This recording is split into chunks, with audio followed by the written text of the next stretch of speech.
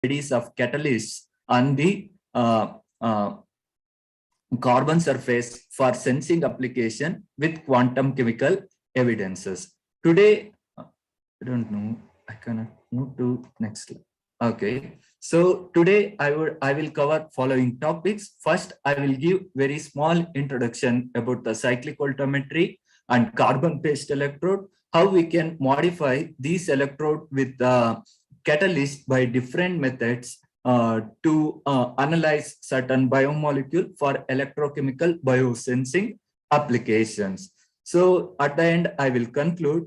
So before beginning to today's talk, first I would like to say where am I? Like we are in a state called Himachal Pradesh. It's in India, and here I work. It is known as Shulini University, and this is our university.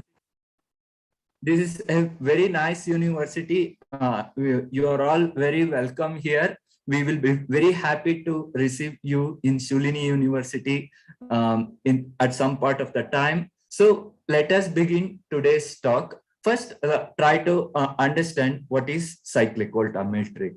So before discussing or before talking about cyclic voltammetry, we have to remember two important professors here. One is Professor Richard S. Nicholson and another is Professor Jaroslav Hervasky. Professor Richard S. Nicholson have developed the cyclic voltammetric method to understand how the electron transfer, or in particular, to study about the electron transfer kinetics between the electrode surface and the analyte.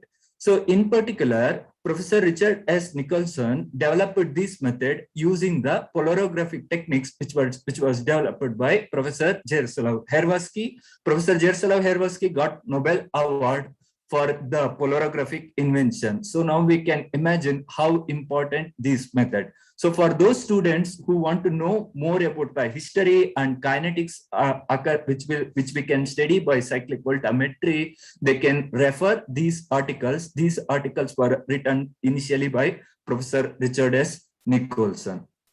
So let us move to the cyclic voltammetry. In cyclic voltammetry, voltammetry is the key term.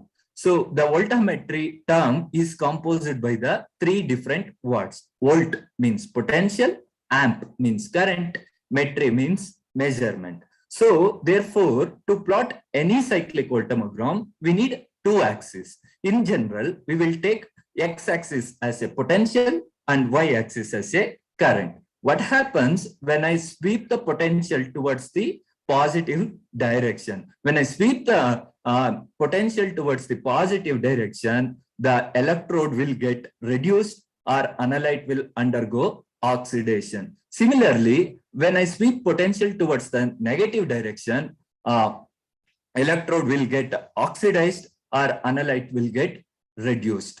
So how I am moving? I am moving here from initial to final, final to initial in a cyclic manner. Therefore, we will call this method as a cyclic voltammetry. So when analyte will get oxidized, we will get the anodic peak current. When analyte will get reduced, we will get the cathodic peak current. By using the anodic peak, this is the anodic peak potential when analyte will get oxidized. By using this anodic peak potential, I can calculate the anodic peak current. Similarly, by using cathodic peak potential, I can calculate the cathodic peak current.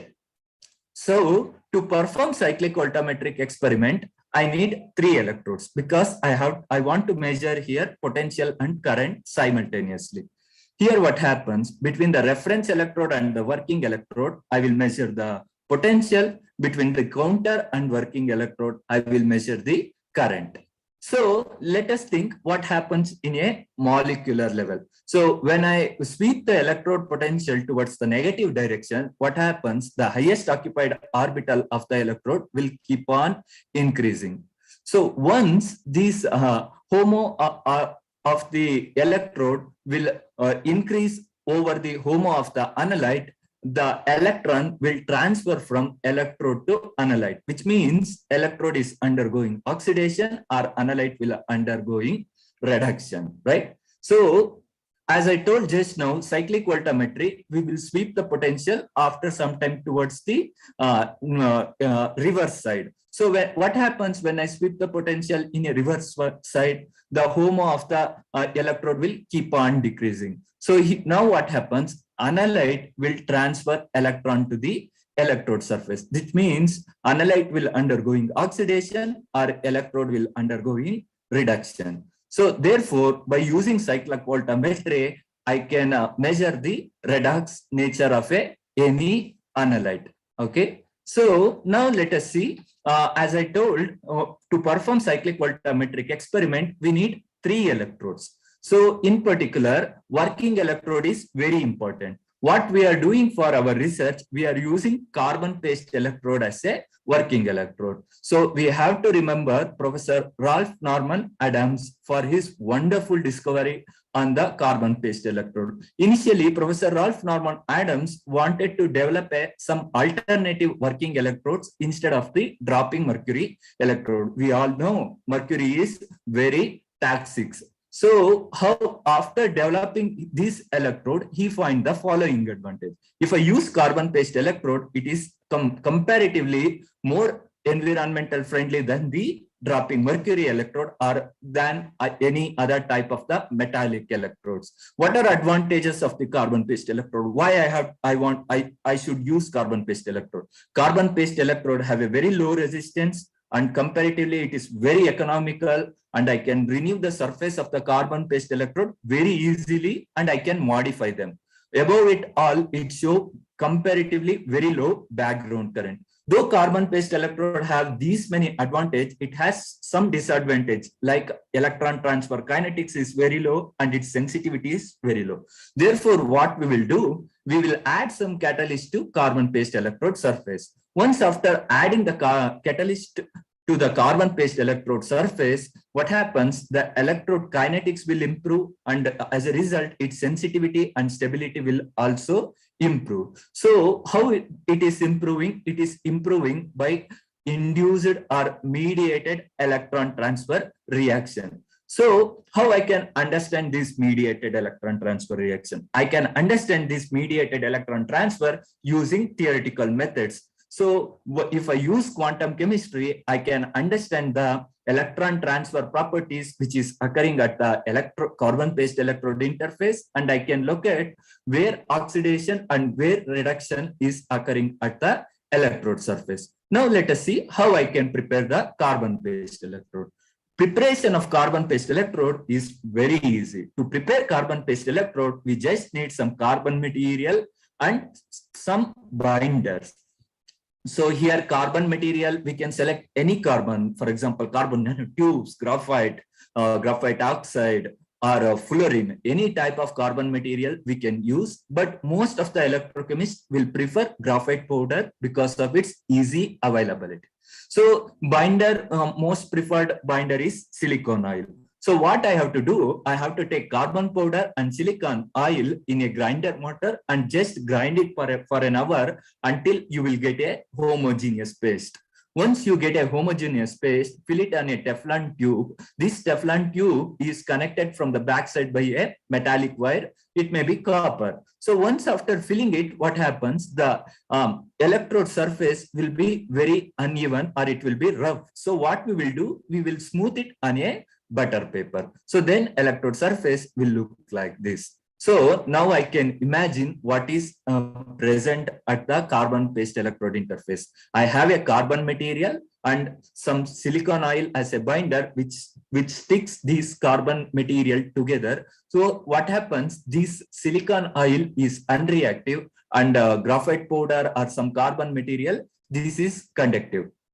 So how I can modify this electrode? First is known as grinding modification. It is very easy. What we have to do, we just spike some catalyst on the carbon paste and we will follow the same procedure as I explained. Now let us imagine what happens here. So the added catalyst will also present on the electrode surface. So now before only carbon material is conductive. Now I can see some catalyst also present. So these catalyst will act like a electron transfer mediator. This is grinding modification.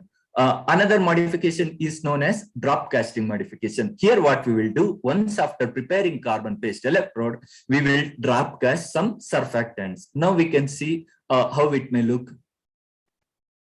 Okay. So here I can see some surfactants are present on the electrode surface. What happens? The surfactant contains some heteroatoms like oxygen, sulfur.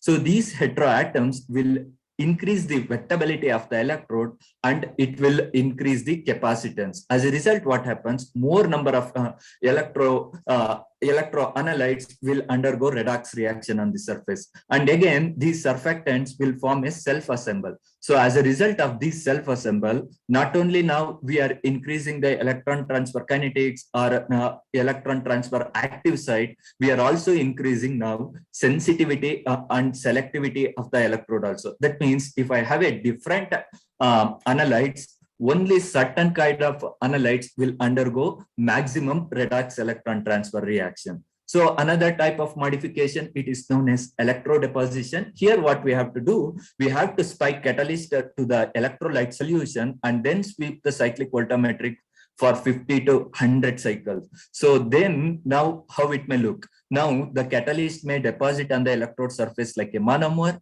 dimer, or trimer or tetramer or some kind of a polymers. Now what happens here also, the heteroatoms present in the catalyst, they will act now as a additional electron transfer site. So to understand these phenomena, we are using theoretical chemistry, as I told before. So to first, we need to optimize the electrode surface model. For it, we are using Demon 2K software, which is developed in the Mexico City of Mexico.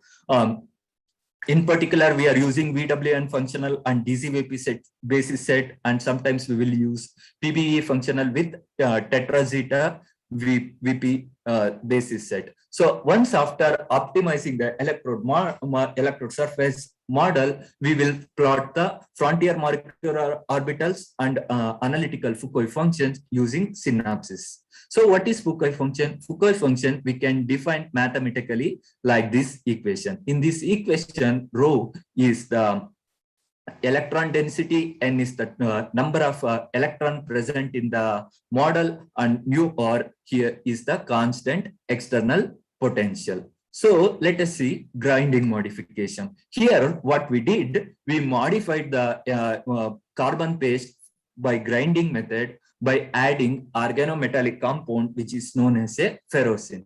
So now we can see this is a cyclic voltammogram present in the blue color line. So here I won't see any oxidation or reduction peak potential and peak currents. What it means here, there is no electron transfer reaction which will occur. Once after adding ferrocene to the carbon paste electrode, what happens? I am seeing oxidation peak potential and oxidation peak current and reduction peak potential and cathodic peak current. So now I can say once after the addition of the catalyst is undergoing redox reaction. That means now oxidation and reduction reaction is now mediated from the organometallic compound ferrocene. Right. So this work we have published in the Electrochemical Acta in the year 2017. So then we try to understand these phenomena by theory. So first what we did, we placed ferrocene by a 60-degree angle on the carbon surface, then 90-degree and 180-degree. Then we optimized all these models. So when we optimized these models, we got the minimum energy when we place ferrocene by 180-degree. That means when I grind the modification or when I modify the electrode from the ferrocene molecule may present in this orientation, or this orientation has a maximum possibility. That means by using theoretical chemistry, now I can know how catalyst is sitting on the electrode surface. Then what we did, we studied the analytical Foucault function. Foucault negative means if I remove an electron, I can see where the maximum changes will occur. So in this plot, red color region means most reactive or which undergo maximum changes, and blue means minimum changes. So as we can see here, at the normal carbon surface, all carbon atoms are equally reactive.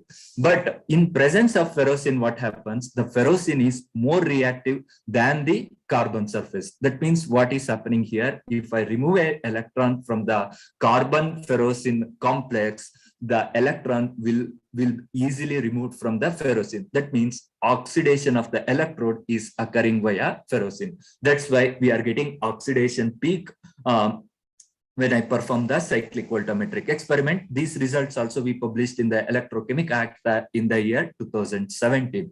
So then similarly, F plus R means a positive Foucault. If I add an electron, where maximum changes will occur. Here we can see in presence of the ferrocene, the iron moiety which is present in the ferrocene, which is undergoing maximum changes. As usual, the terminal carbon atoms are more reactive. Right. So now we will move. I will show you what happens if I modify the electrodes from the drop casting or surface immobilization method. Here we selected some laboratorily available cationic surfactant. It is called cetylpyridinum bromide. It is a cationic surfactant. Here what happens, if I deposit a surfactant on the electrode surface, it may orient in different way. So that's why what we did, we model the 6 possible way. This is tail of the surfactant and this is the head of the surfactant. Now by using theoretical chemistry, I can know head of the surfactant or tail of the surfactant will react. So this time what we did, we have collaborated with the University of Colima, Mexico, and we calculated the Boltzmann distribution by using this equation. As we can see in this equation, at the CPB, MEC, D and E configuration, we have the energy minimum structure and the maximum Boltzmann probability. Therefore, when I perform the electrochemical experiment, the surfactant likely to assemble either this way or this way. We are selecting this way because of the pi-pi interaction between the phenyl moiety of the cetylpyridinum bromide and the graphene surface. Then again, we perform the analytical Foucault calculation. Here we can see, in addition to the carbon surface, the phenyl ring of the surfactant is also very reactive, which means what? Before, if I send some analyte, for example, it may be like environmental contaminant or simple neurotransmitter like a dopamine. So before, they used to transfer electron only to carbon surface. Now they can transfer electron to phenyl ring of the surfactant also, which means what? There will be a mediated electron transfer or more number of analyte will undergo redox reaction. As a result, what happens? Sensitivity of the electrode will improve. So then we analyze cyclic voltammogram for the dopamine. Here we can see the green line is the surfactant modified electrode and blue is the just carbon paste. As we can see in the green line, the peak currents are very high and the delta EP, that means potential difference between the anodic and cathodic peak current, are decreased. What it means, that decreased peak potential means in electrochemistry, we will say there will be a higher charge transfer kinetics, or charge transfer kinetics is improved. We published this work in last year in the Journal of Molecular Liquids. So now I will show what happens if I modify the electrode surface from the polymer or by monomer. Here we have modified the electrode by a lysine amino acid by 25 cyclic voltammetric cycle. Once after modifying the electrode, we studied the open circuit potential. Here we can see at the bare carbon paste electrode, as showed in the blue line, the potential is very much fluctuating. But once after the modification, I can see very constant potential. What it means, electrode is getting more stabilized. So by open circuit potential, we came to know about the stability of the electrode. Then we applied this electrode for detecting potassium ferrocyanide. Here also we can see at the modified electrode, the peak currents are high and the peak potential difference are decreasing, which means sensitivity and kinetics of the electrode has improved. Then we perform the theoretical calculation by placing amino acid on the carbon surface. So if I take glycine amino acid, it has amine group and carboxylic acid group. So it may react on the electrode surface by any way, or it may react by horizontal way. If I perform experiments, I don't know how it is reacting because I cannot see. That means that much high-end microscope to get is not possible for a simple university. So what we did, we modeled all the possibility models, horizontal way, by amine group, by carboxylic acid group.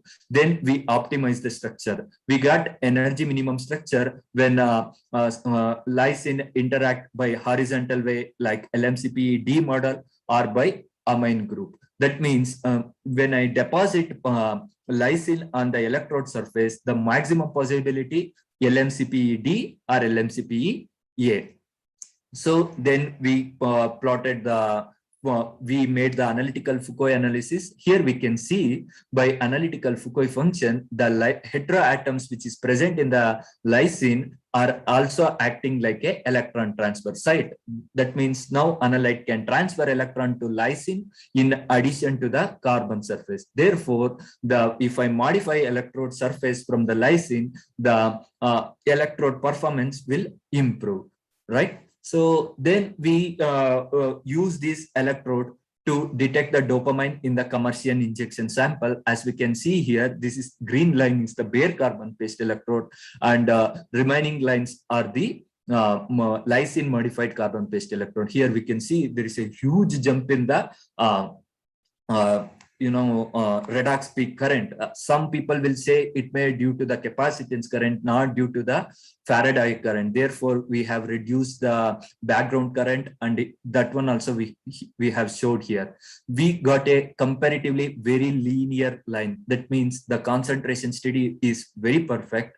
Then we took some commercial dopamine injection sample and analyzed it. So there we got a recovery up to 99.80 and 99.85%. What it means? It means the prepared electrode, I can use it for a commercial application to test how much dopamine concentration is present in my in the injection sample, which is present in the lab or in some pharmacy.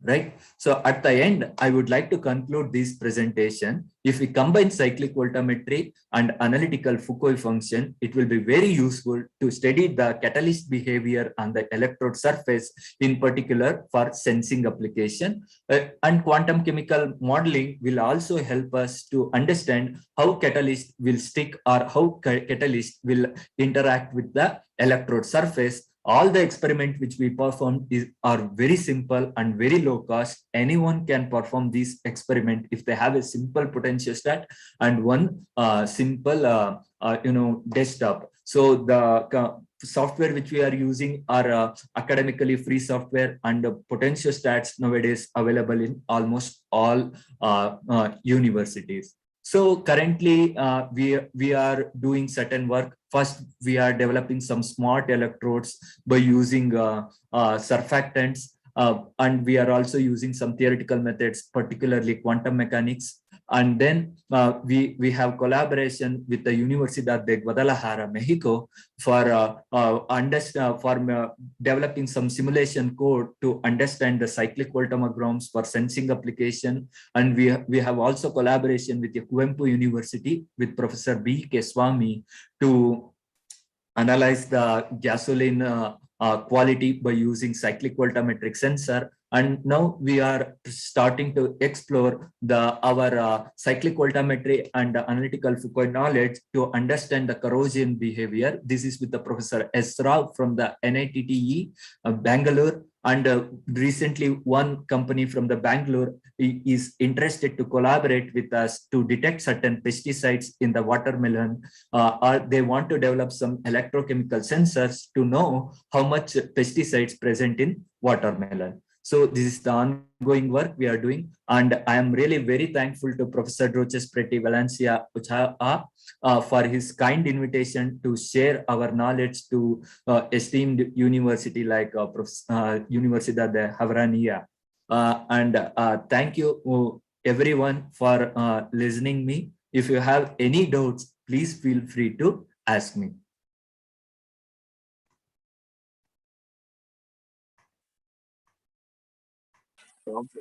Thank you very much, Dr. Derepakas, Professor. So we'll open the questions for everyone, including Professor Valencia, who's online, but I have a few questions as well. So some related to the theoretical work and some to the practical issues of using catalyst on carbon surfaces. So the first one, let me go to the amino acid case. And you mentioned that you used basically you're physisorbing the amino acid of the carbon surface. You're not electro depositing it because the amine end of the amino end is intact. My question would be, why didn't you choose electro depositing the amino acid, and that would be deaminating the amino acid to actually get it to get mechanical stability of the ligand on the surface? That's my first question. Okay, that means if I understand your question, why we are not using acid to understand these reactions?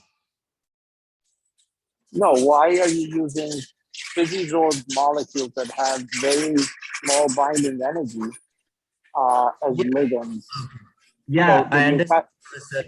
Yeah, because when I if I modify the electrode from the grinding or surfactant immobilization, maximum physisorption reaction occurring. Of course, I agree. So if I make a electro deposition, there will be some chemisorption or some kind of bond which will form between the catalyst and the electrode surface. Therefore, what we are doing now, we are going for certain spectroscopic studies to understand how carbon surface and catalyst is binded, and now we are planning to extend these models, particularly using solid state density functional theory, like after the chemisorbed carbon surface, how the band structure will change. Now we have started to perform these experiments. This experiment still it is undergoing. It's a very interesting question and a very useful question, Professor. I see. Thank you for the response. We are doing this experiment. Great. As for using quantum mechanics, and I understand the use of quantum mechanics to actually explore the binding energies and the absorption energies. My concern, and this is more of a question, have you done any sort of ab initio, MD, or anything to look at the stability of these ligands on the surface as a function of time and conditions? So what do you see in terms of, for example, the catalyst? Is it you have a good binding energy in terms of the stability that you will get under operational conditions? Yeah, like as I just told, like we make solid state ab initio models also. You mean like how the band structure will vary? I didn't understand the question. No, the thing is, using ab initio codes is really interesting for getting the particular conformer energetics, but it's not good normally to get the dynamics of the evolution of the system and time. So if you have a physisorb molecule that is subject to a thermostat and subject to actual physical conditions that vary and that are not what you typically do in ab initio, that you're working mostly at 0K and working under very ideal ground state conditions, what would happen to your ligands that are physisorbed with relatively low binding energies when you take them to 300K, for example, or 310? So when you put them under real conditions, is that energy going to affect your system and the kinetics of your redox interface? Yeah, that's why we are using some statistical models like in particular Boltzmann distribution to know at a higher temperature what may occurs. So as per our knowledge, this is at higher temperature also we are getting almost similar behavior, in particular I feel there won't be that much changes at the higher temperature.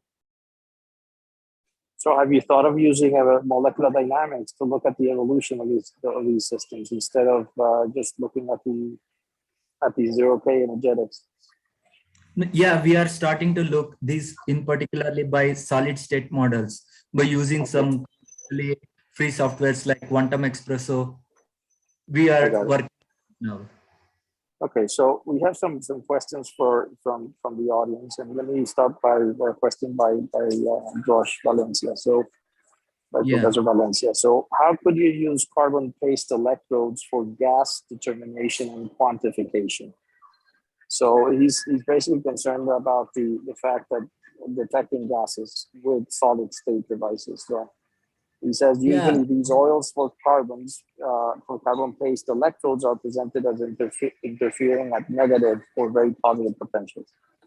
Well, thanks for the good question. But what happens in electrochemistry, we need electrolytes. So this is by using solvent only we can do. As per my knowledge, we cannot use electrochemical sensors to detect any molecules which is present in the gases. I think it will be very difficult. We need a solution, because if I have electrolyte, then only there will be a migration of electrons from between the different electrodes. So we Go ahead. So it's not possible to detect by using electrochemical sensors. We cannot detect any analytes which is present in the gaseous state or in the gases. I think it's not possible. Okay, but you can use solid electrolytes, and in principle, you should be able to look at impedance changes as a function of absorption into a solid phase. Which would be but we cannot use cyclic voltammetry. I mean, correct. I understand. Yeah. Okay. So, Nicolas Lopez, thanks you for your presentation, and of course everybody else. There's another question from Alejandro Plao. He says, do you have to use only carbon paste, or you can use an alternative to that?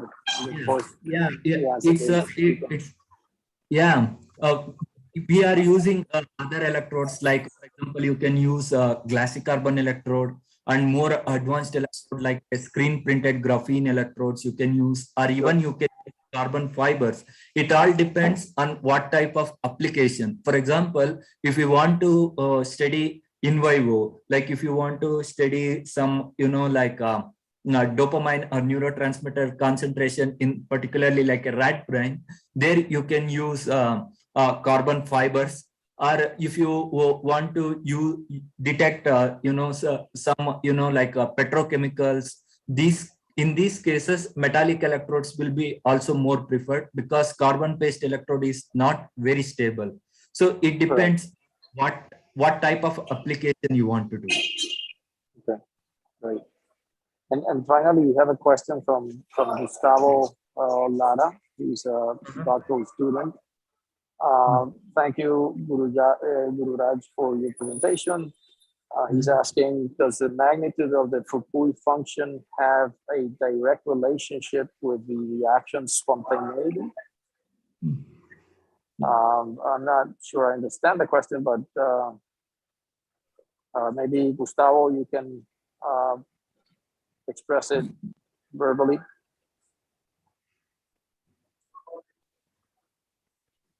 Can you open your mic? As per my understanding, I think he's asking me how we can interrelate the Fukui function with the cyclic voltammetry. Yes, because what happens in Fukui function, let me go back to this slide. So in Foucault function, what we will do, we have a two term, positive and negative. Foucault positive means if you add an electron to neutral molecule or the model, the chemical model which you have select, where the maximum changes will occur, you will know from Foucault positive. From Foucault negative, what you will understand, remove a electron where the maximum changes will occur. That means Foucault positive means nothing but reduction. Foucault negative means nothing but the oxidation. That means by using Foucault function, I can know oxidation and reduction. Similarly, if I come here for the cyclic voltammetry, one, I can see the where it will undergo oxidation and where it will undergo reduction by using cathodic peak and by using anodic peak. Therefore, I can say somehow this is nothing but the Foucault negative. Here you can see Foucault negative. That means when the electron is removed from the electrode surface, here we can see what happens in the cyclic voltammogram. Again, this will be Foucault positive. So here, this one you can see. So therefore, we can interrelate Foucault and cyclic volt, because by using cyclic voltammetry, we are studying redox reaction. Again, by using Foucault function, we can study the redox. So that's why, because of the short span of the time, what I did, I didn't show the frontier molecular orbital results. So what frontier molecular orbitals or HOMO-LUMO levels say, where the electron transfer reaction will occur before the electron transfer.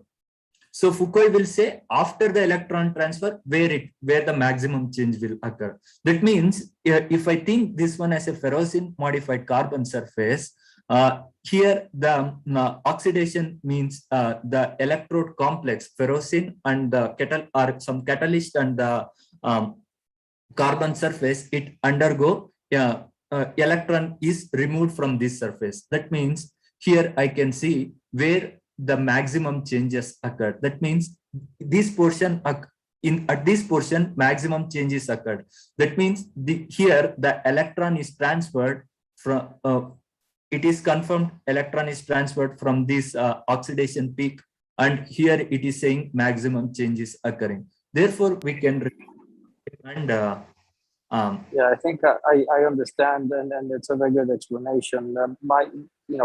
What Gustavo is referring to is really how to use the Foucault function to correlate to the macroscopic observables, and that's a complementary to his initial question, which I find very practical, because from quantum mechanics you can get the particular conformer states and your electronic structure, but again, it goes back to how can you understand the evolution if you don't have actual kinetics, because you're not in the same time scale using quantum mechanics, right? So you have to pretty much get a particular conformer state, calculate your electronic structure distribution, and from that then you can apply the Foucault and see in that state that you're Foucault positive or Foucault negative, right? And yes, maybe reconstruct the entire cyclic voltammogram by moving through different conformers in a way that gives you information. But it'll be very interesting to actually couple this to some sort of kinetic model or dynamic model, although you're in a very, very different time scale. Yes, TDDFT, or if we use Newtonian mechanics, we can perform this.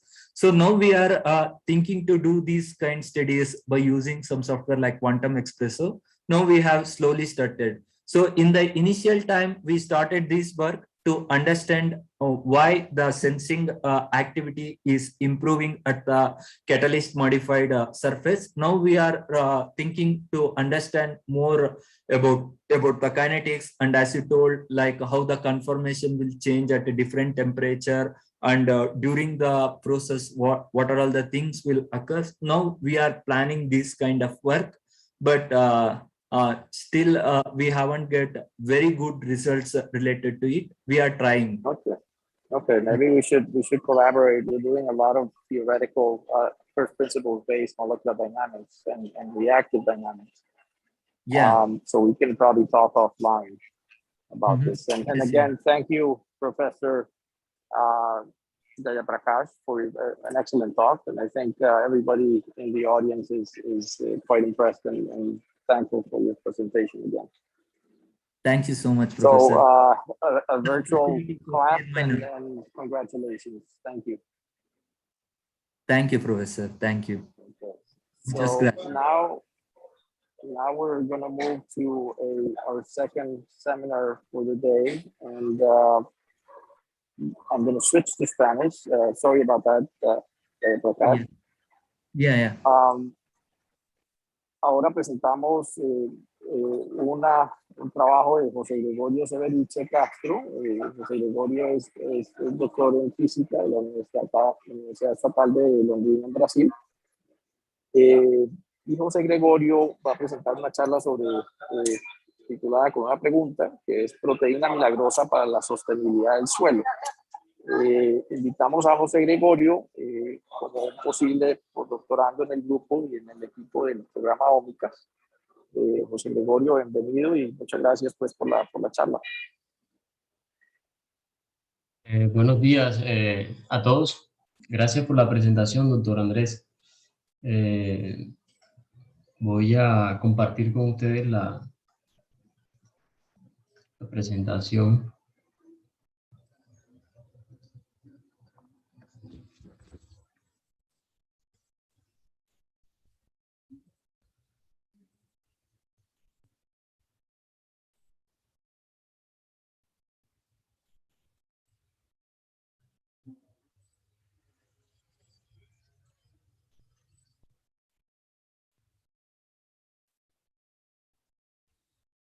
¿Nos acompaña en la presentación, doctor?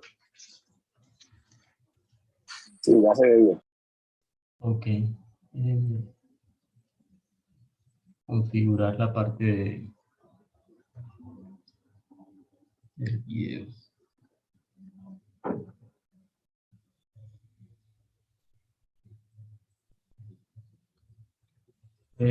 Antes de comenzar, quiero agradecer por la oportunidad de brindarme, de presentar este seminario.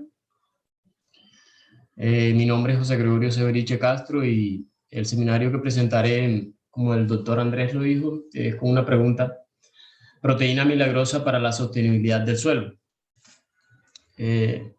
Antes de comenzar, quiero decirles que pues soy de un corregimiento del sur de Bolívar. Hice mi pregrado en la Universidad del Atlántico en Barranquilla, Colombia. Soy doctor y magíster por la Universidad Estatal de Londrina en Brasil.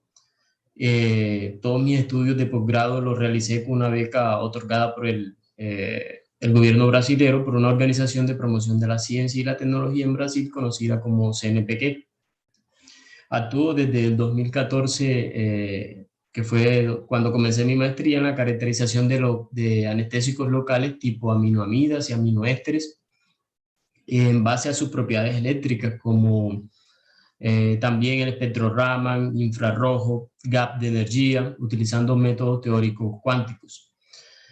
También ejecuto estudios in silico por docking y dinámica molecular de sistemas proteína-ligante, proteína-proteína en ambientes de membrana y ambientes acuosos, con el objetivo de estudiar esa interacción que hay entre la proteína y el ligante, calculando la energía libre de ligación por diferentes métodos, determinación de los tipos de interacción entre el receptor y la proteína, y también la propuesta de nuevas moléculas para síntesis.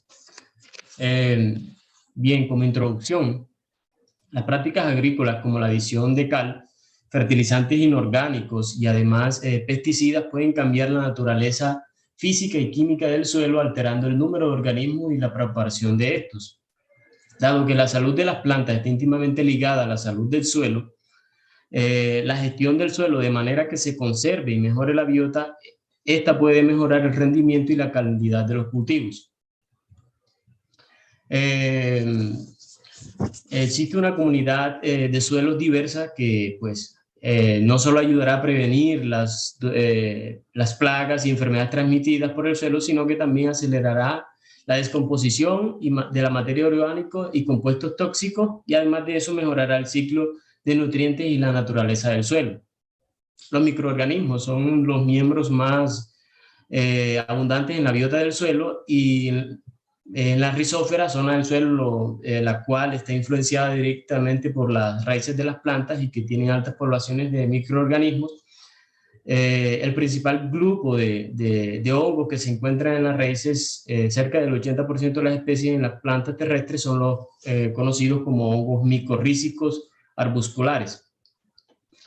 Esos hongos micorrízicos arbusculares, como Rhizophagus irregularis, viven en asociaciones simbióticas mutualistas con las plantas hospederas, aumentando la absorción de los nutrientes y mejorando así la productividad de la planta.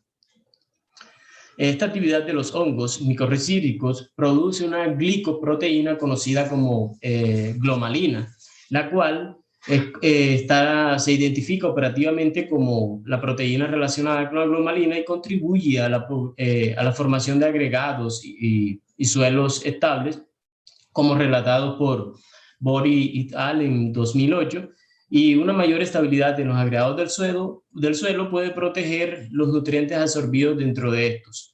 Además, ellos aumentan el potencial de sostenibilidad de los nutrientes metálicos, cationes intercambiables y micronutrientes que contienen, pueden ser buenos indicadores de la salud del suelo.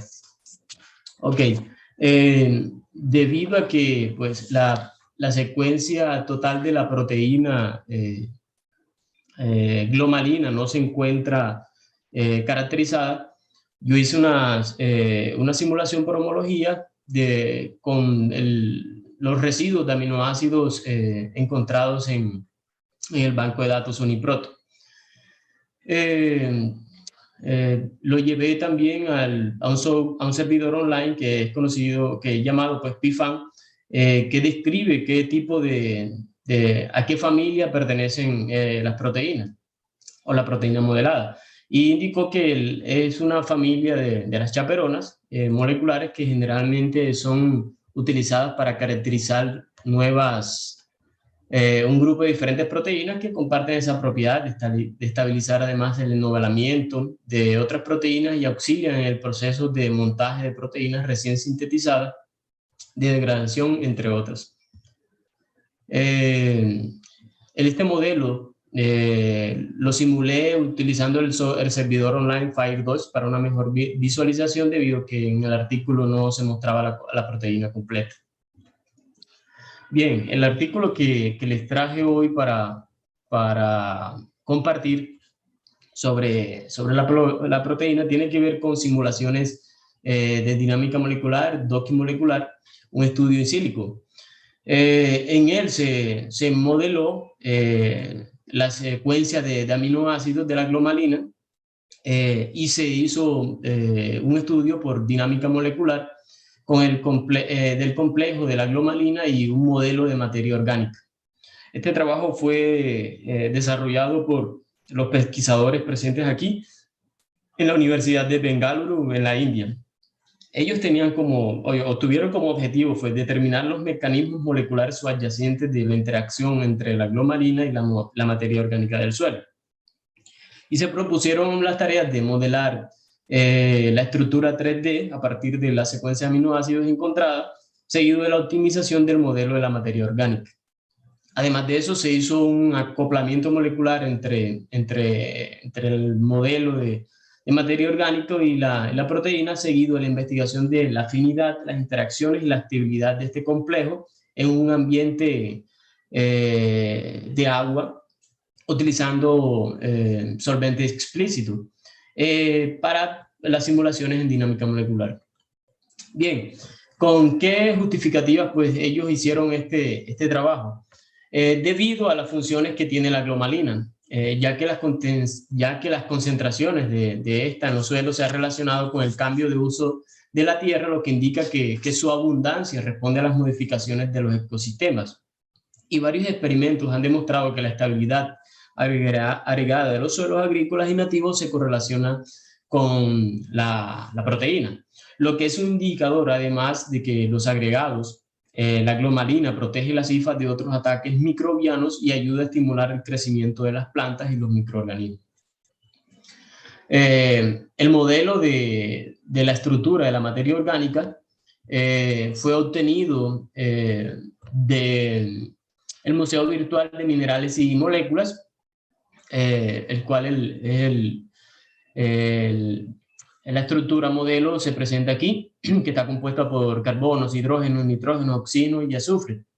En 1997, Schulten y Schneitzer reconstruyeron este modelo basado en datos de una investigación con los ácidos húmicos y suelos completos, utilizando mecánica molecular clásica y cálculos cuánticos, complementados con datos obtenidos de métodos experimentales como el sometimiento al calor.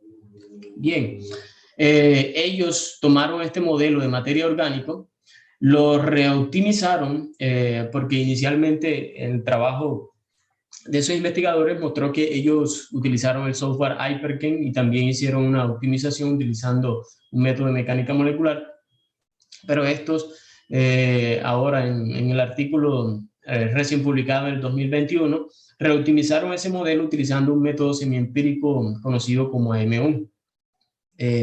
Hicieron unos cálculos de energía y reoptimizaron este modelo, y además, pues, debido a que el software que ellos utilizaron para el docking preliminar solo aceptaba moléculas con una cantidad menor de 200 átomos, ellos lo que hicieron fue truncar la molécula de tal manera que pudiese hacerse ese docking preliminar con esta nueva estructura optimizada. Utilizaron el servidor Pirate para construir los archivos de topología y de coordenadas para el complejo y así luego hacer las simulaciones por dinámica molecular. La estructura de la glomalina fue obtenida de la base de datos Uniprot con el código de acceso presente. Esa secuencia de aminoácidos fue llevada a un servidor online conocido como Swiss Model, el cual permite, a través de una plantilla y otras diferentes estructuras de proteínas, lo que hacen es que utilizan el modelaje por homología y establecen una estructura 3D para esa secuencia de aminoácidos. Ellos, además de eso, hicieron la validación, refinaron los loops, y por último, por ejemplo, hicieron esa validación de la nueva estructura de ellos utilizando Verify 3D, Prosa y ProCheck, donde encontraron que el modelo de ellos se encontraba dentro de las familias de las proteínas que están caracterizadas por RMN y cristalografía de rayos X. Bien, para el docking molecular ellos utilizaron el programa DocSafe. Encontraron que existen unas interacciones electrostáticas y de Van der Waals que son las responsables de la interacción entre la glomalina y el modelo de materia orgánica. Encontraron unos sitios que dentro en la proteína y identificaron esos residuos de aminoácidos que interactúan con el ligante. Además de eso, también mostraron que existen interacciones hidrofílicas y que ellas son predominantes durante las simulaciones por dinámica molecular. Ok. Algunos de estos datos no fueron mostrados en el artículo, por eso lo recalqué aquí en rojo. Como resultados, ellos encontraron que existen las puentes salinas entre esos residuos de aminoácidos y el modelo de materia orgánica, y que antes de las simulaciones por dinámica molecular ellos estaban presentes, y después de las simulaciones por dinámica molecular ellos se mantuvieron presentes e incluso aumentaron ese número de interacciones, debido a que pues, en el docking que ellos hicieron fue restricto, dejaron únicamente, por decirlo así, congelada la proteína y permitieron que el ligante se moviera para establecer cuál sería el mejor sitio de ligación y analizar los tipos de ligaciones y los aminoácidos que interactuaban con él. Calcularon las energías electrostáticas, energías de Van der Waals. Estimaron la energía libre de ligación utilizando el modelo generalizado de Bohr. Y además de eso, pues encontraron que los valores de esa energía, esa afinidad entre la materia orgánica y la glomalina, se encuentra entre los valores de menos 30 y menos 50 kilocalorías por mol para el tiempo de simulación que ellos usaron, que fueron 5.000 picosegundos. Bien, como consideraciones finales, basado pues en los sitios de interacción de la glomalina y de la materia orgánica, ¿qué podemos hacer nosotros? O a partir de ese estudio, ¿qué podemos hacer? Determinar, por ejemplo, una estructura 3D completa, optimizar esos protocolos de extracción de la materia orgánica, también proponer algunos peptidios, algunos podrían estar conformados por los residuos de aminoácidos presentes durante la simulación por dinámica molecular, y que pues ellos pueden, además de eso, ser inmovilizados en el hotspot. También podemos hacer de esa manera, inmovilizar el resto de la proteína y dejarlos a ellos libres y aplicar métodos cuánticos para ver mejor cuál sería pues la interacción y los sitios de interacción entre la proteína y el ligante. Además de eso, existen unos estudios experimentales donde muestran, como recalco aquí en los cuadros que se encuentran en amarillo, que ellos mostraron que la glomalina también interactúa con iones metálicos como el plomo y el zinc. Entonces nosotros también podríamos proponer un estudio in silico entre la glomalina y esos iones metálicos. Pero también podríamos, si no podemos sintetizar, por ejemplo, la proteína completa, podríamos proponer también esos peptidios que son... que pueden ser utilizados para mimetizar el efecto que tiene la glomalina y estudiar la interacción con esos iones metálicos. Podemos hacer un docking y una dinámica molecular, proponer pues, como dije, una proteína mimética, un peptidio mimético, entre otras cosas, pues hacer unas simulaciones en las que utilicemos esos peptidios como receptores, ya que tienen la capacidad de absorber los metales tóxicos en el suelo y pues con eso disminuir el daño de los metales en las plantas, para así aliviar los efectos negativos, por ejemplo, del estrés abiótico, incluyendo el estrés por sequía y el estrés por la sal. Bueno, también quizás algunas personas se preguntarán qué es modelaje molecular o qué podemos hacer con modelaje molecular. Entonces, el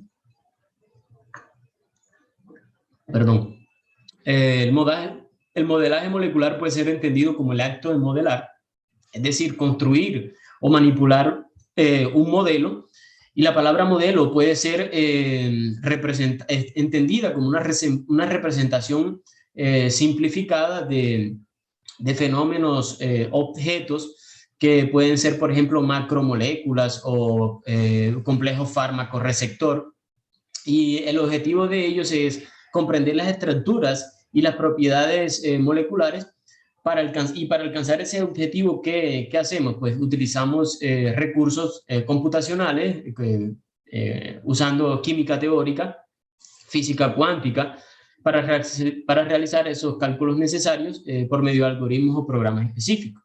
Esos cálculos permiten la interpretación de las relaciones entre la estructura y la actividad biológica por medio de los cálculos de energía de ligación relativa, de propiedades electrónicas, orbitales moleculares, entre otros. Bien, dentro de los métodos utilizados en modelaje molecular se encuentran los métodos conocidos como empíricos, también conocidos como mecánica molecular y dinámica molecular o campos de fuerza. En estos, los programas lo que hacen es tratar los átomos como esferas y los enlaces químicos como resortes. Es un método netamente parametrizado, o sea que necesitamos valores de los parámetros utilizados en las ecuaciones que representan, por ejemplo, la energía total del sistema, que vienen de cálculos cuánticos o que vienen también de datos experimentales.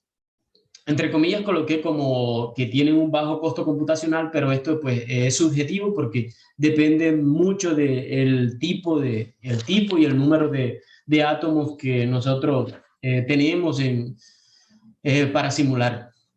Y es comúnmente utilizado para tratar sistemas grandes. La energía total del sistema es la sumatoria de las contribuciones de cada interacción, por ejemplo, como energía de enlace, energías angulares, energías de las interacciones no ligantes como energías de Van der Waals y electrostáticas. Y otro método que también es utilizado en el modelaje molecular son los métodos semiempíricos. El método que utilizaron en el artículo fue el método M1, que es un método semiempírico. Generalmente esos métodos son utilizados con el objetivo cuando nosotros tenemos problemas de convergencia utilizando los métodos cuánticos. Lo que hacemos es que utilizamos un método menos acurado y minimizamos la energía, calculamos esa estructura óptima y luego llevamos esos resultados a los software que vamos a usar para realizar simulaciones utilizando mecánica cuántica. Bueno, estos métodos semiempíricos ya tratan un poco los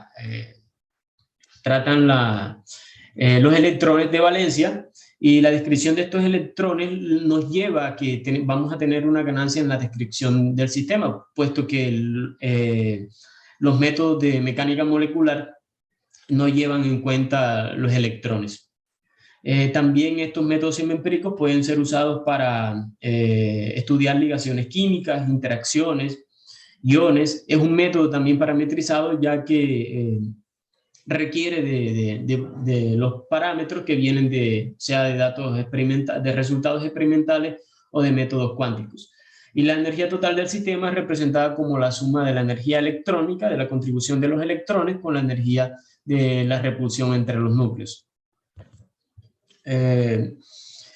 Existen unos métodos que no tienen parámetros empíricos o semiempíricos en sus ecuaciones, que son conocidos como métodos de primeros principios, ya que estos parámetros se derivan directamente de estos principios teóricos sin incluir los datos experimentales. Estos métodos ab inicio son basados en la solución de la ecuación de Schrödinger asociada con un hamiltoniano molecular. Y aquí podemos utilizarlos, por ejemplo, para cuando queremos estudiar las ligaciones covalentes, y él es basado en la aproximación de Bohr-Oppenheimer, ya que pues considerando que los átomos como los núcleos son mucho más pesados que los electrones, se mueven lentamente en relación con ellos, de esta manera que el núcleo experimenta los electrones como si fuera una nube de carga, mientras que los electrones sienten los núcleos como si estuvieran estáticos. De esta forma, pues los electrones se adaptan casi instantáneamente a cualquier posición de los núcleos. Bien, entonces surge una pregunta también muy interesante, que cuando nosotros queremos hacer modelaje molecular, ¿cuál método escoger? ¿Cuál método escoger? Bueno, nosotros tenemos que mirar para los dos lados. Los métodos que tenemos disponibles, o sea, los métodos clásicos y los métodos cuánticos, dentro de ellos los ab inicio y los semiempíricos, y los recursos computacionales que nosotros tengamos. Entonces, en resumen, si nosotros queremos estudiar, por ejemplo, un sistema que tenga millares de átomos, nosotros podemos utilizar los métodos de mecánica molecular. Además de eso, pues nosotros podemos minimizar también la energía, identificar las conformaciones más estables durante el tiempo de simulación. Podemos también calcular la energía para diferentes conformaciones. Y además de eso, pues podemos también generar diferentes conformaciones obtenidas de esas simulaciones. Ya con los métodos cuánticos, nosotros ganamos un poco más de precisión, porque nosotros podemos, por ejemplo, calcular las energías de los coeficientes y orbitales moleculares, podemos calcular, por ejemplo, la energía HOMO y LUMO, podemos calcular el calor de formación de conformaciones específicas, las cargas atómicas parciales calculadas a partir de los coeficientes de los orbitales atómicos, moleculares, perdón, entre otros. Y nosotros también tenemos que tener en cuenta los recursos computacionales que tengamos, puesto que también dependiendo de lo que nosotros querramos estudiar, y además de eso, el número de átomos y los recursos computacionales, nosotros así debemos escoger el método que pues más sea el que resuelva o pues que nos dé unos resultados más asertivos o más precisos. Quiero agradecer pues a ustedes por la oportunidad de presentar este seminario, al doctor Andrés Jaramillo y a todo el grupo de Ómicas, a la Universidad Javeriana. Muchas gracias. Hola, José Gregorio. Andrés acaba de salir porque estaba en el aeropuerto. Entonces vamos a comenzar una sesión de preguntas. Justo acaba de salir. No sé si el público tenga alguna pregunta. Yo tengo un par. Tu relación con la propuesta. Espérate un momento. Profe, discúlpame un momento aquí que voy a colocar para ver el chat. No, pero si quieres yo te leo las preguntas que vayan. Bueno, ok, listo, profe, dígame. Entonces, pues lo primero es, tú estás presentando una serie de trabajos correlacionados a un trabajo desarrollado en la India. Sin embargo, en ese mismo camino, ¿cuál sería tu aporte? ¿En ese camino? Sí, o por qué la presentación de ese trabajo. Es que vi que había una discusión grande o dedicas gran parte de la presentación a eso y pues no me quedó muy claro por qué. No te escuché, profesor Drosh. Es si que quieres puedes escribirla. Vi que durante la presentación de tu trabajo, ahorita dedicas una gran parte a la discusión del trabajo desarrollado en la India. Mi pregunta es, ¿cuál sería como tu aporte en ese camino, en ese trabajo? ¿O el porqué de la discusión tan amplia en tu presentación de un trabajo como este? Bueno, doctor. Drosh. Profe, bueno, la verdad es que pues conozco sobre el grupo de Ómica, sé un poco sobre lo que ustedes hacen, sobre los bionanosensores, por ejemplo, para detectar iones metálicos, por ejemplo, en el subsuelo. Fue un trabajo que yo escogí, pues no me dieron pues como un tema específico. Me llamó la atención porque pues el grupo Ómicas está orientado hacia el mejoramiento, por ejemplo, trabaja con plantas, con el suelo, trabaja en las asesorías para cenicafé, cenicaña. Entonces me llamó la atención porque además de eso, pues que incluye lo que yo hago, que son simulaciones por dinámica molecular, utilizando métodos ab initio y métodos semiempíricos. Entonces, pues yo dije, voy a encontrar busqué varios artículos y pues entre esos me llamó la atención porque abarca tanto la parte de modelaje molecular, tanto como la aplicación o las cosas que nosotros que podríamos hacer dentro del grupo de ómicas, que sería, por ejemplo, proponer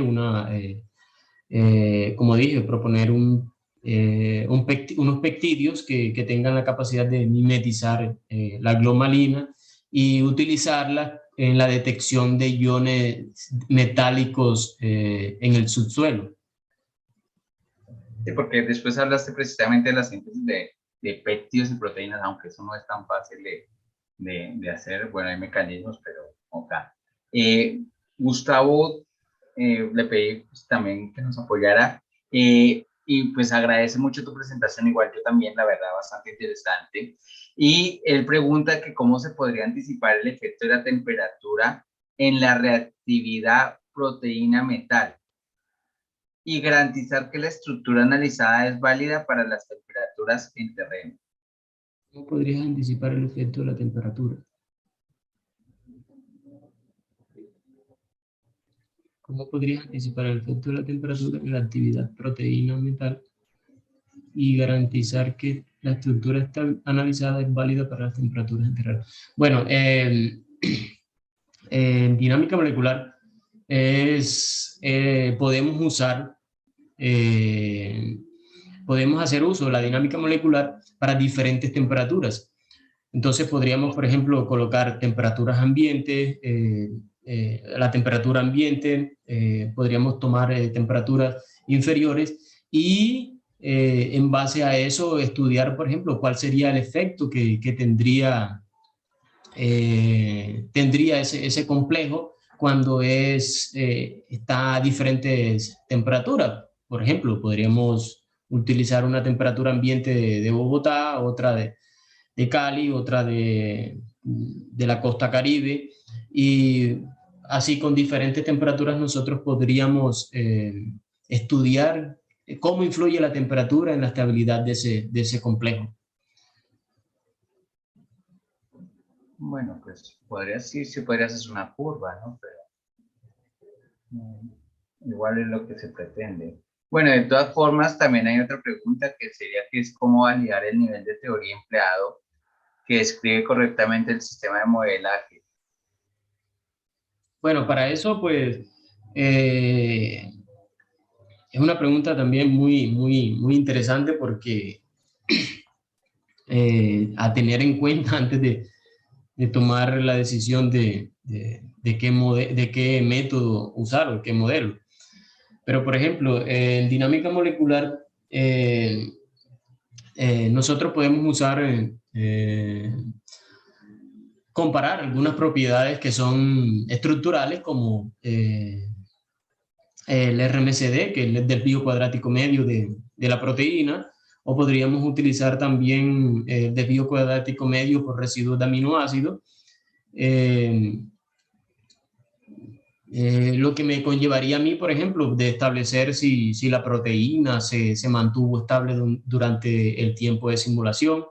Además de eso, hay que considerar también pues, unas etapas anteriores a la etapa de producción que son conocidas como etapa de minimización y de equilibración del sistema, para ver si el sistema se encuentra equilibrado y a partir de ahí obtener las propiedades deseadas. Por ejemplo, podemos calcular como el calor específico a volumen constante, a presión constante, que son valores que podrían encontrarse en la literatura, valores experimentales, y con eso nosotros podríamos vincular que nuestro modelo, que nuestros resultados están acordes con la parte experimental. Yo tengo una pregunta, José. ¿Tú alguna vez has simulado un sistema peptídico? ¿Peptidio cómo? ¿Con qué? ¿Has simulado de alguna forma un sistema peptídico? ¿Peptídico con qué? Solo. O sea, solo. Bueno, mira, en el doctorado yo participé de algunas otras investigaciones en bioquímica agrícola y en bioquímica aplicada y en ingeniería de alimentos. Uno de esos trabajos, el objetivo era encontrar algunos peptídeos que tuviesen la capacidad de mimetizar una estructura proteica que se encuentra en el intestino de una plaga de soya. Y pues esos peptídeos, una vez identificado el sitio de interacción y los residuos de aminoácidos que interactuaban, entonces estructuralmente nosotros construimos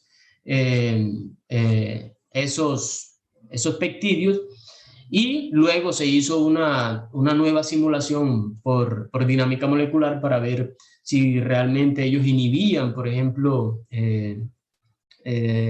lo que queríamos en la proteína. Se hicieron unos test in vitro en el laboratorio, donde pues se mostró que efectivamente sí se daba esa inhibición, calculando el coeficiente de disociación y el coeficiente de inhibición, que ya son, por ejemplo, parámetros experimentales y que pueden ser que son correlacionados con la energía libre de ligación. Entonces, a partir de la energía libre de ligación, nosotros pudimos establecer si inhibía o no inhibía ese peptidio. Y ese peptidio se patentó, se obtuvo una patente acá en Brasil, y pues permitió que era lo importante, pues que mimetizara el efecto del ligante mayor, que era otra proteína. Ok. Bueno, entonces no aparecen más preguntas, José. No sé si podemos agradecer todos a los dos participantes de hoy. Ya han ido saliendo de la charla varias personas, y gracias, José, por dedicarle ese tiempo ahorita. Me imagino que allá son sobre las 2, 3 de la tarde. 2:18. Gracias por estar con nosotros. Me imagino que pues igual Andrés estuvo gran parte de la presentación y verá esto que está grabado en el canal de YouTube. Entonces, muchas gracias, y muchas gracias a todos por No, gracias a ustedes nuevamente, profe. Y al grupo de Ómicas. Hasta luego. Hasta luego. Chao, buena tarde.